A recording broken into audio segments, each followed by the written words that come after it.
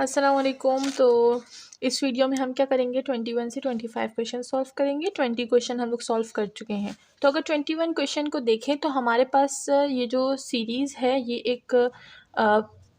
एक प्रोडक्ट है दो सीरीज़ का, ठीक है ना। दो सम ऑफ टू सीरीज़, ठीक है ना। हाँ, सम ऑफ टू सीरीज़ है। तो अब देखते हैं, सबसे पहले इस पर क्या करेंगे, एब्सोल्यूट अप्लाई करेंगे।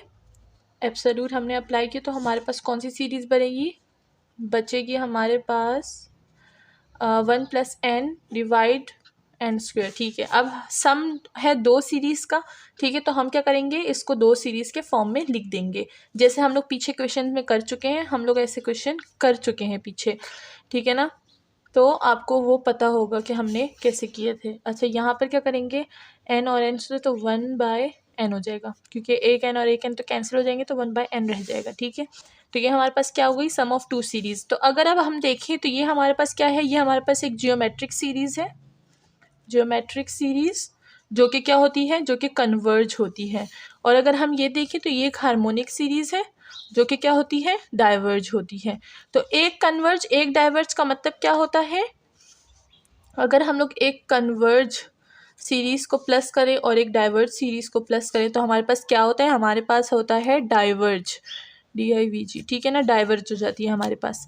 तो इस बात को हमेशा याद रखिएगा कि एक कन्वर्ज एक डाइवर्ज हमारे पास क्या देती है, डाइवर्ज। और अगर हम लोग दूसरी की बात करें तो एक डाइवर्ज सीरीज़ और एक कन्वर्ज सीरीज़ भी हमें डाइवर्ज सीरीज़ देती है। और अगर हम लोग कन्वर्ज V है और कन्वर्ज की बात करें तो हमें वो क्या देती है, वो हमें कन्वर्ज देती है। स्पेलिंग्स पर मत जाइएगा, मैं शॉर्ट फॉर्म लिख देती हूँ क्योंकि फिर ज़्यादा टाइम वेस्ट होता है, ठीक है। तो इस बात को हमेशा याद रखिएगा। तो एक कन्वर्ज एक डाइवर्ज का मतलब डाइवर्ज। तो अब हम क्या करेंगे, इस पर कंडीशन अप्लाई करेंगे, लिमिट की कंडीशन अप्लाई करेंगे। तो सबसे पहले हम लोग किधर चले, कंडीशन लिख देते हैं, कंडीशन। तो अगर कंडीशन पे देखें तो लिमिट अप्लाई करेंगे सीरीज़ पे,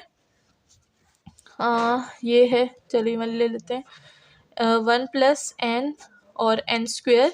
तो अगर हम लोग इसको फिर सेपरेट फॉर्म में लिखें, जैसे कि हमने इधर दो सीरीज़ के फॉर्म में लिख दिए थे, तो हम लोग यहाँ पर भी ऐसे दो सीरीज़ के फॉर्म में लिख देंगे इसको, 1 + n स्क्वेयर प्लस और लिमिट एक और लगाएंगे, लिमिट और 1 + n।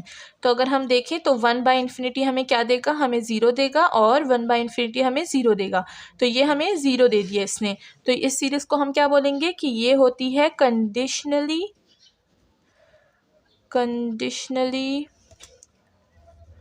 कन्वर्ज, सही है। तो दिस सीरीज़ कंडीशनली कन्वर्ज। अब हम क्या करेंगे, 22 क्वेश्चन सॉल्व करेंगे। तो 22nd क्वेश्चन हमारे पास क्या है, इधर देखिए हर जगह हमें -1 दिया था, बट यहाँ पर अब हमें -2 दे रहे हैं। तो सबसे पहले क्या करेंगे, दो जो कंडीशंस हैं उनको पहले प्रूफ करेंगे, तो वो तो आपके होमवर्क है। और थर्ड वाली जो कंडीशन है वो अब हम यहाँ पे करेंगे। अच्छा, तो यहाँ पर क्या है, हमारे पास -2 है। तो जब हम लोग इसकी एब्सोल्यूट वैल्यू लेंगे तो हमारे पास क्या होगा, -1 होता था तो हम लोग 1 नहीं लिखते थे, बिकॉज वो 1 हो ना हो हमारी सीरीज़ पे कोई फ़र्क नहीं पड़ता था। बट यहाँ पर -2 है तो हम क्या लेंगे, हम लेंगे 2, और इस पे पावर क्या लगाएंगे, n+1, और नीचे क्या आ जाएगा, n+5 की पावर n, ठीक है। ये हमारे पास एब्सोल्यूट हो गई। अब इसे हम लोग किस चीज़ से सॉल्व करेंगे, डायरेक्ट कंपैरिजन टेस्ट से सॉल्व करेंगे। तो अगर यहाँ पर बात आती है तो an तो हमारे पास ऑलरेडी गिवन है, जिसमें 2 की पावर n+1 आती है, और डिवाइडेड बाय n और +5 पावर n, ठीक है। अब अगर हम लोग bn जनरेट करें तो bn जनरेट करने के लिए देखिए 2 मस्ट है, ठीक है। तो हम लोग मस्ट लगाएंगे यहाँ पे। अब अगर पावर को देखा जाए तो इधर n+1 है और इधर n है, तो हम क्या करेंगे, इधर 2/5 ले लेंगे और ये वाला 2 बाहर अलग होगा, क्योंकि देखिए यहाँ पर 2 आ रहे हैं ना, n भी आ रहा है और इधर 1 में भी आ रहा है। तो हम इधर पावर क्या दे देंगे, n दे देंगे। तो ये bn हो गया, ये an हो गया। अगर bn को देखा जाए तो ये एक ज्योमेट्रिक सीरीज़ है, ठीक है, ज्योमेट्रिक सीरीज़ है। और ज्योमेट्रिक सीरीज़ हमेशा हमें क्या देती है, कन्वर्ज देती है। तो ये ज्योमेट्रिक सीरीज़ है, कन्वर्ज है। जब हम इसमें वैल्यूज़ पुट करेंगे तो हमें पता चलेगा कि जो bn है वो ग्रेटर इक्वल टू an है, ठीक है ना। या फिर हम लोग कह सकते हैं कि an is less than to bn, ठीक है। तो ये हमारे पास हो गया। तो जब bn बड़ा है और bn हमारे पास कन्वर्ज कर रहा है तो हम इसके क्या बोलेंगे, एब्सोल्युटली कन्वर्जेंट सीरीज़, ठीक है। तो ये हमारे पास क्या करती है, हमारे पास एब्सोल्युटली कन्वर्जेंट सीरीज़ है। अब करते हैं 23rd क्वेश्चन। तो अगर हम 23rd क्वेश्चन को देखें तो वो हमारे पास क्या है, वो हमारे पास -1 की पावर n है, फिर n² है, फिर इधर 2/3 है और इस पे पावर n है। तो सबसे पहले जैसे कि हमें पता है हम लोग एक एब्सोल्यूट सीरीज़ बनाएंगे जो कि हमारे पास क्या आ जाएगी, हमारे पास आएगी n² और 2/3 पावर n। ठीक है, ये हमारे पास हो गई।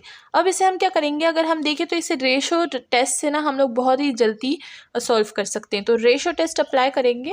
रेशो टेस्ट पे सारी वीडियोस मैं बना चुकी हूँ, तो अगर किसी ने नहीं देखी तो वो अभी प्लेलिस्ट जाएं, उधर थॉमस कैलकुलस 11th एडिशन की मैंने पूरी प्लेलिस्ट बनाई है जिसमें चैप्टर 11 को भी मेंशन किया है। तो उसमें मैंने सारा जो रेशो टेस्ट है वो समझाया हुआ है, ratio root test. And this is very important. मैंने आपको बहुत बताया कि ये जो टेस्ट होते हैं बहुत ज़्यादा इंपॉर्टेंट होते हैं, तो आप इस पर ज़रूर ध्यान दें। अच्छा, यहाँ पर क्या है हमारे पास, रेशो टेस्ट अप्लाई करेंगे तो वो हमें पता होता है कि वो हमारे पास क्या होता है, an+1 डिवाइड्स an। ठीक है, तो an+1 बनाएंगे इसके लिए हम लोग। तो सबसे पहले क्या करते हैं, an+1 बनाते हैं, an+1 जो कि हमारे पास क्या है, n+1 होगा और पावर क्या आ जाएगी 2, और इधर क्या हो जाएगा 2/3, पावर क्या हो जाएगी n+1। अच्छा, यहाँ पे मुझे थोड़ी सी गड़बड़ दिख रही है।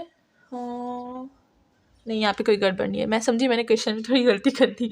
अच्छा, अगर किसी ने चैनल को सब्सक्राइब नहीं किया तो अभी चैनल को सब्सक्राइब कर दें, लाइक और शेयर करना ना भूलिएगा। मुझे कमेंट सेक्शन में बताइएगा कि आपको ये एक्सरसाइज कितनी हेल्प देती है। ठीक है, तो अब क्या हो जाएगा, हमने an+1 बना लिया, an हमारे पास ऑलरेडी है, तो हम लोग इन दोनों को डिवाइड कर देंगे। तो यहाँ पर डिवाइड करते हैं। ठीक है, an+1 an, लिमिट ऑलरेडी लगेगी हमारे पास, हमें पता है। यहाँ पर क्या होगा, an+1 सबसे पहले लिखेंगे, तो n+1 स्क्वेयर 2/3 पावर है n+1। और अगर हम लोग इसको डिवाइड करेंगे n² से, 2/3 से और पावर n, तो हमारे पास इधर कटिंग हो जाएगी, ये n और ये n कट जाएगा। ठीक है, इस पे n² ये सब कुछ अगर हम लोग इसको सिंप्लीफाई करें तो नेक्स्ट पेज पे चलते हैं। तो यहाँ पर क्या हो जाएगा कि n² और n² कट जाएंगे हमारे पास, और 2/3 पावर n, अगर इसको हम लोग सेपरेट करेंगे तो 2/3 power n, 2/3 power n cut जाएगा, और हमारे पास क्या रह जाएगा, हमारे पास 1 की पावर स्क्वायर रह जाएगी और इधर रह जाएगा 2/3, और यहाँ पर लिमिट कंटिन्यू रहेगी। बट अगर हम लोग अभी लिमिट तो अप्लाई नहीं कर सकते, और यहाँ पर हमारे पास क्या है, 1 को भी अगर हम लिखें तो स्क्वायर तो 1 ही आएगा, 2/3 हमारे पास वैल्यू बच गई। और 2/3 को अगर हम देखें तो ये हमारे पास क्या होती है, 1 से ग्रेटर होती है। तो जब ये हमारे पास ग्रेटर है 1 से, तो हम इसे क्या बोलेंगे कि ये हमारे पास रेशो टेस्ट से कन्वर्ज हो गया। ठीक है, कन्वर्जन। अच्छा, ये इस तरह आप नहीं लिखिएगा, मैं तो रफ लिखती हूँ, आप बिल्कुल प्रॉपर नीचे से लिखिएगा। तो the given series is absolutely converge. ठीक है, तो ये जो गिवन सीरीज है ये एब्सोल्युटली कन्वर्ज हो गई। ये था 23rd क्वेश्चन। अब 24th क्वेश्चन करते हैं। 24th क्वेश्चन हमारे पास पावर इसमें क्या आती है, अंडर रूट गिवन है, स्क्वायर रूट गिवन है पावर n में। तो अगर हम लोग इसको nth टर्म टेस्ट से सॉल्व करें, nth टर्म टेस्ट से सॉल्व करें तो हमारे पास ये कुछ इस तरह से सॉल्व होगा, 10 की पावर 1/n होगी। तो अगर आपको एक थ्योरम याद हो, जो थ्योरम आई थिंक हमने 11.1 में पढ़ा था, ठीक है ना, 11.1 में पढ़ा था कि अगर पावर 1/n है तो वो हमारे पास किस चीज़ के इक्वल होगा, 0 के इक्वल। तो यहाँ पर भी अगर आप देखें तो 10 की पावर 1/n है, तो ये हमारे पास किस चीज़ के इक्वल होगा, 1 के, which is not equal to 0। तो अगर nth टर्म टेस्ट में 0 नहीं आता तो ये क्या होता है, डाइवर्ज हो जाता है। तो हमारे पास 24th क्वेश्चन जो है वो डाइवर्ज हो गया। अब हम लोग चलते हैं 25th क्वेश्चन की तरफ। तो जो 25th क्वेश्चन है इसमें हमारे पास क्या है, टेंजेंट इनवर्स है। तो अगर हम लोग इसको सॉल्व करें तो यहाँ पर क्या होगा, हम लोग इसमें अगर सिंपली इसको सॉल्व करना चाहते हैं तो हम लोग क्या करेंगे, इंटीग्रल टेस्ट अप्लाई करेंगे। इंटीग्रल टेस्ट, इस इंटीग्रल टेस्ट पर मैं वीडियो बना चुकी हूँ। तो यहाँ पर क्या है, इंटीग्रल टेस्ट यूज़ हो रहा है, और यहाँ पर स्टार्ट करते हैं, इसको इंटीग्रल टेस्ट में लिखते हैं। इसकी क्या है, 1 से इन्फिनिटी तक है, तो 1 to इन्फिनिटी टेंजेंट इनवर्स लिख देंगे, और n की जगह हम क्या लिखेंगे, x लिखेंगे। ठीक है, ये एक ब्रैकेट हो गया। दूसरे ब्रैकेट में क्या करेंगे, 1/n एक्स स्क्वायर प्लस 1 लिख देंगे, सही है। और यहाँ पर डी एक्स लिख देंगे क्योंकि हम लोग एक्स के कांस्टेंट यूज़ कर रहे हैं। तो अगर हम लोग इसका इंटीग्रेशन निकालेंगे तो हमारे पास क्या आएगा, हमारे पास आएगा tangent inverse x whole square by 2 square, ठीक है। तो ये हमारे पास आ गया। इधर हमारे पास क्या होगी, लिमिट कंटिन्यू रहेगी, लिमिट होगी b2 हमारे पास होगी b2 इन्फिनिटी, क्योंकि यहाँ पर हम क्या कर रहे हैं, b को इन्फिनिटी का नाम दे रहे हैं, और यहाँ पर साइड पे हम क्या करेंगे, ज़ाहिरी बात है वो लिमिट को हम कंटिन्यू रखेंगे। अब अगर हम लोग इसमें लिमिट अप्लाई करेंगे, ये जो हमारे पास b है और 1 है, तो 1/2 को बाहर निकाल देंगे और इस पर लिमिट को अप्लाई कर देंगे। लिमिट हमारे पास क्या होगी, टेंजेंट इनवर्स, सबसे पहले b को पुट करेंगे तो यहाँ पर क्या लिखेंगे, b स्क्वायर लिख देंगे, माइनस करेंगे यहाँ पर, इसको ये लिख देते हैं, और यहाँ पर क्या होगा, टेंजेंट इनवर्स और 1 हो जाएगा और होल स्क्वायर भी हो जाएगा हमारे पास।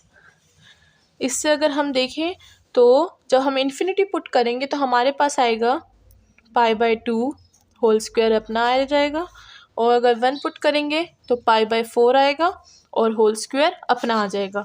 इधर हम क्या करेंगे, इसकी सिंप्लीफिकेशन करेंगे और हमारे पास आंसर क्या आ जाएगा, 3π² 32। तो ये था हमारा आंसर। इसका इंटीग्रल टेस्ट अप्लाई हो गया है, इसकी वजह से ये कन्वर्ज भी हो गया। तो इसको हम क्या बोलेंगे, इसको हम बोलेंगे कन्वर्ज एब्सोल्युटली, सही है। यहाँ पर एब्सोल्युटली कन्वर्जेंट, ठीक है। तो ये हो गया एब्सोल्युटली कन्वर्जेंट। 25वां क्वेश्चन होगा। नेक्स्ट वीडियो में हम लोग बाकी के क्वेश्चन करेंगे।